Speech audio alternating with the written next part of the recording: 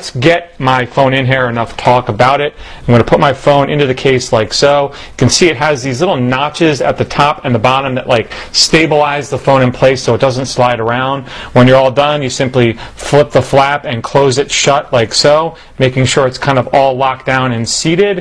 And then once that's all done, you take the silicone band and you just wrap it back around the case. You have to take care, obviously, like many of these, cases that have all this protective elements to them, just to make sure that everything is seated and is like all locked in. It has these little grooves again that just lock everything in place. So take your time, go around and just kind of mash it all together. Make sure everything's locked down, locked into place, so that you're getting the maximum amount of protection that you want to get out of a case like this. So there we go. I think I have it all seated and ready to go. And now let's take a look at it. As I mentioned, there's no built-in screen shield with this. I do have a screen shield on my phone already, so there are no issues with it bubbling or anything like that. No lifting, because this case isn't the type of case that you would imagine that would do that. As you can see on the front, in addition to having all the necessary cutouts, for the camera and the proximity sensor and the earpiece, it has some really nice lay on the table design. As you can see, it does have a built-in home button. Gives you what I would call, I guess, decent feedback when you press it. It's not quite as cushy as when you're pressing the regular home button, but it still gives you, feedback so that you're pressing it when you do. On the bottom, as you can see, it has individual cutouts there for the microphone and the speaker, and then a flap covering the 30-pin connector. I hope you can see just how deep that is. There's obviously going to be some issues with various cables fitting in here. You're going to want to stick to the regular Apple charge and sync cable, or one that's about the same size. Definitely can't dock with this. There's just no way. It's way too deep.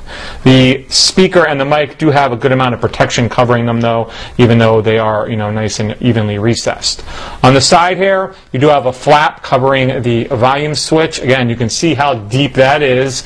It will work with both the Verizon and the AT&T version of the iPhone 4. And then your volume buttons give you nice feedback when you press them, a little bit better actually than what I consider the home button to do. On the top, there's another flap there that covers the secondary mic and the headset jack. Again, super deep, but it's pretty wide, so I don't know that there will be a problem with a ton of headphones fitting in there.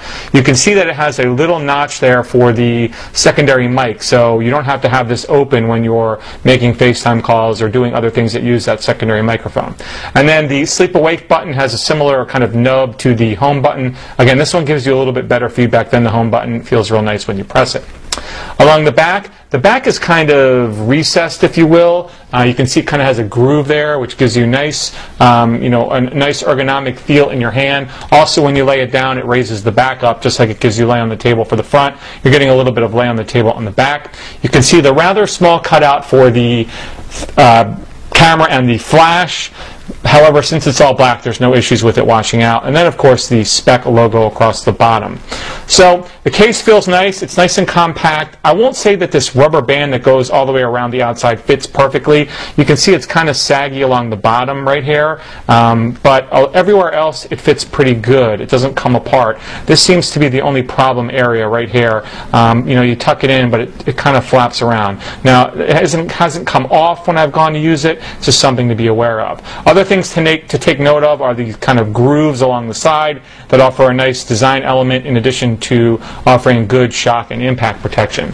So here is the holster. It's a pretty beefy holster, probably close in line to the OtterBox Defender holster. You can use it as a stand by clicking the holster in place like that and then locking it in whichever position you want. So if you want to watch videos and things like that, you can do that with it like so. Like so. Got to get it, I guess, in the proper, alignment. Let's see. There we go, like so.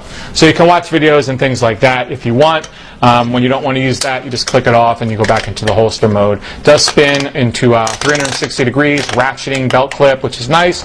Obviously, you want to put it in screen facing in so that the outside is, taking the impact if you should bump into something.